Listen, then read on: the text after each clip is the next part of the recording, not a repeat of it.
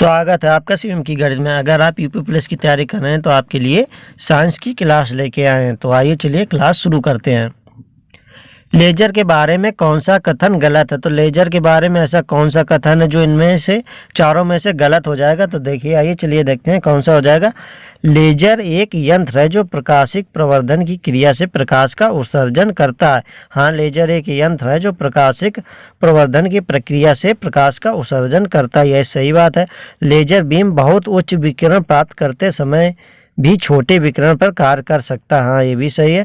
उत्सर्जित लेजर प्रकाश इसकी उच्च स्तरीय प्रसारक शक्ति के लिए उल्लेखनीय है जो अन्य तकनीकी में असंभव। ये गलत हो जाएगा, तो यानी कि यही ऑप्शन जो है हमारा सही हो जाएगा। चलिए अगला क्वेश्चन देखते हैं।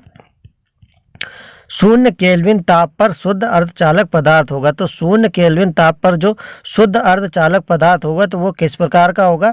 तो जो शून्य केल्विन ताप पर जो शुद्ध अर्धचालक पदार्थ होगा वो कुचालक होगा। किस प्रकार का होगा?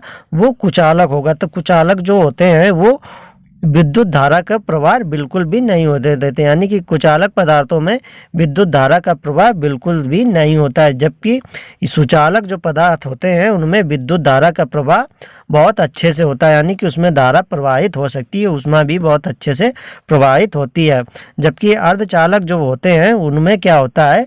अर्धचालक में कभी कभी ऊष्मा को वो जाने देते हैं या विद्युत धारा को कभी जाने देते हैं, कभी रोक देते हैं, यानी कि उनमें कभी प्रवाह होता है, कभी प्रवाह नहीं होता है।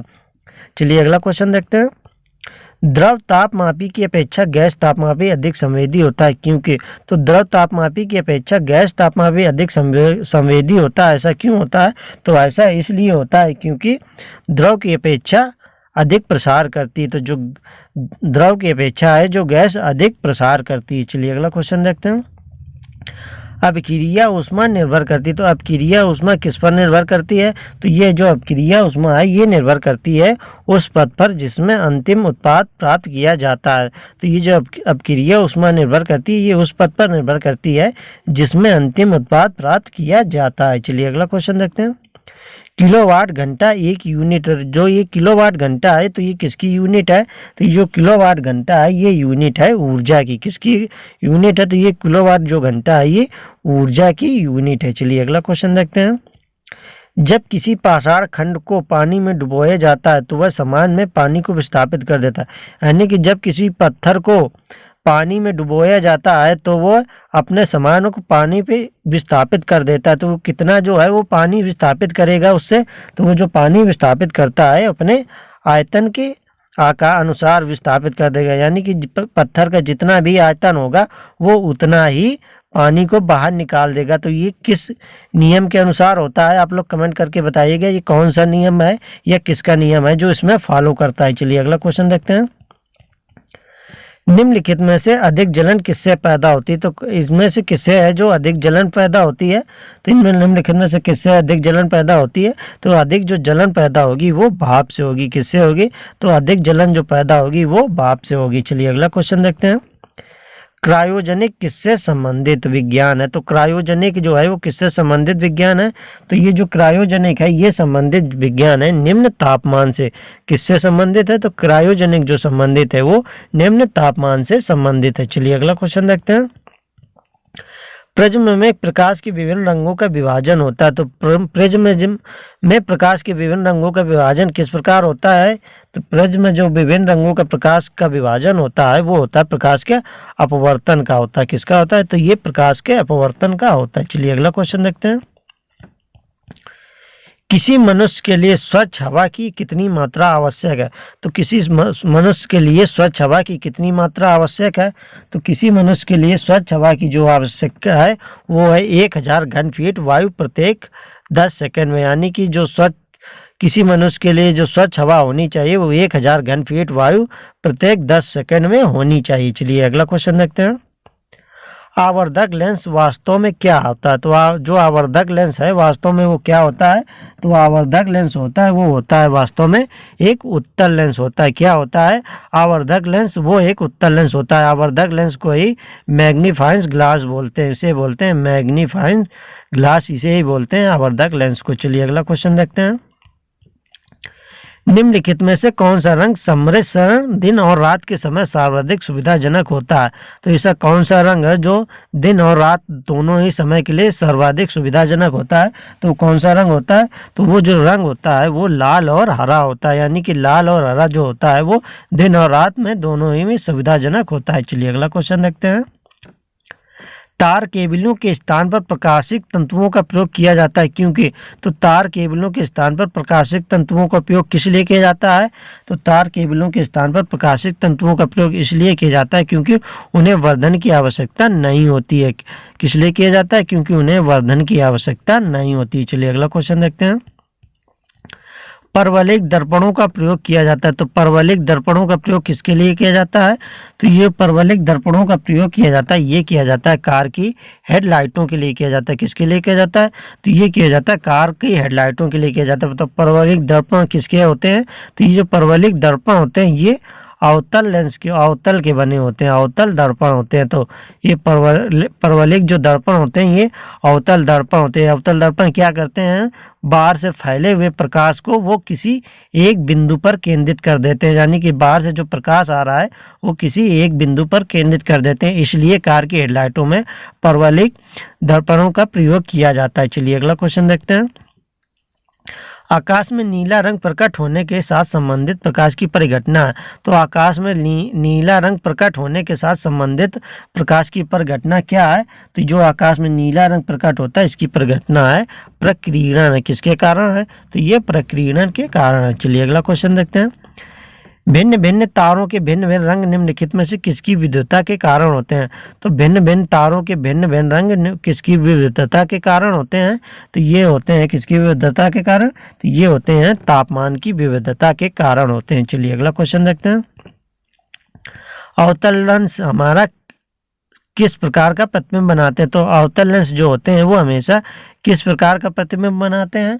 तो अवतल लेंस जो बनाते हैं हमेशा वो बनाते हैं आभासी प्रतिबिंब। तो ये किस प्रकार का प्रतिबिंब बनाते हैं?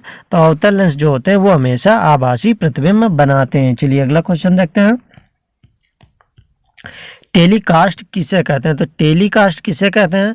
तो टेलीकास्ट जो कहते हैं वो कहते हैं समाचारों और सूचना की विषय वस्तु को टीवी पर फ्लैश करना, यानी कि कहीं से न्यूज को इकट्ठा करके किसी माध्यम से दूसरे के यहाँ पहुँचाना। चलिए अगला क्वेश्चन देखते हैं। किसी कमरे के एक कोने में सेंट की खुली हुई शीशी रख देने से उसकी खुशबू कमरे में सभी भागों में फैल जाती है, ऐसा किसके कारण होता है? तो किसी कमरे के एक कोने में सेंट की खुली शीशी रख देने से उसकी खुशबू कमरे में सभी भागों में फैल जाती है, ऐसा किसके कारण होता है? तो ऐसा जो होता है ये होता है विसरण के कारण। किसके कारण होता है? तो ये विसरण के कारण होता है। चलिए अगला क्वेश्चन देखते हैं। एक्स किरणों के तरंग दैर्घ्य को मापने के लिए कौन से उपकरण का प्रयोग किया जाता है? तो एक्स किरणों के तरंग दैर्घ्य को मापने के लिए कौन से उपकरण का प्रयोग किया जाता है? तो एक्स किरणों के तरंग दैर्घ्य को मापने के लिए जो प्रयोग किया जाता है वो किया जाता है ब्रैग स्पेक्ट्रोमापी का। किसका प्रयोग किया जाता है? तो ये किया जाता है ब्रैग स्पेक्ट्रोमापी का किया जाता है। चलिए अगला क्वेश्चन देखते हैं। जब कंपन स्वरित्र द्विध्वज मेज पर रखा जाता है तो एक तेज ध्वनि सुनाई देती है, किस कारण होती है? तो जब एक कंपन स्वरित्र द्विध्वज मेज पर रखा जाता है तो एक तेज ध्वनि सुनाई देती है, किसके कारण होती है? तो ये सुनाई देती है अपवर्तन के कारण। किसके कारण सुनाई देती है? तो ये अपवर्तन के कारण सुनाई देती है। चलिए अगला क्वेश्चन देखते हैं। पनडुब्बियां पानी में चलती हैं, उनके इंजनों में निम्नलिखित में से किस ईंधन का प्रयोग किया जाता है? तो जो पनडुब्बियां हैं जो पानी में चलती हैं उनके इंजन में कौन से ईंधन का प्रयोग किया जाता है? तो उनके इंजन में जो प्रयोग किया जाता है वो किया जाता है भाप का प्रयोग किया जाता है। किसका प्रयोग किया जाता है? तो उनमें किया जाता है भाप का प्रयोग किया जाता है। चलिए अगला क्वेश्चन देखते हैं। जब किसी पिंड को द्रव में डुबाया जाता है तो उस पर कौन सा बल कार्यरत हो जाता है?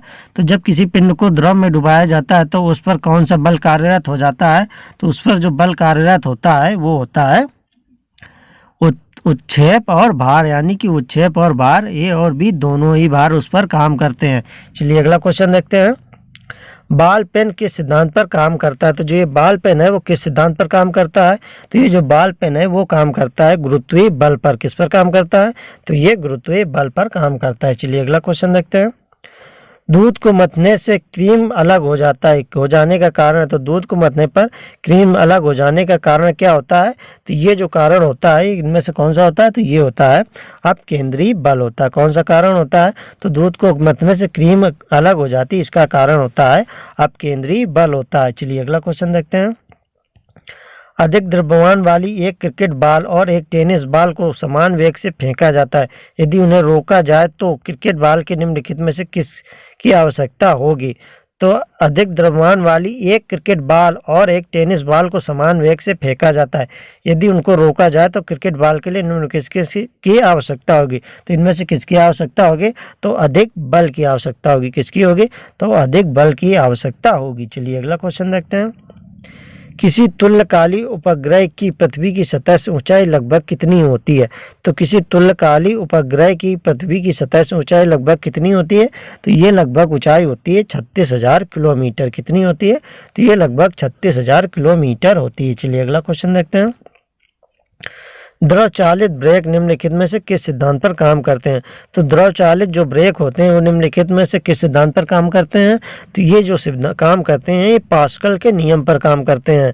तो द्रव चालित जो ब्रेक होते हैं ये पास्कल के नियम पर काम करते हैं। चलिए अगला क्वेश्चन देखते हैं।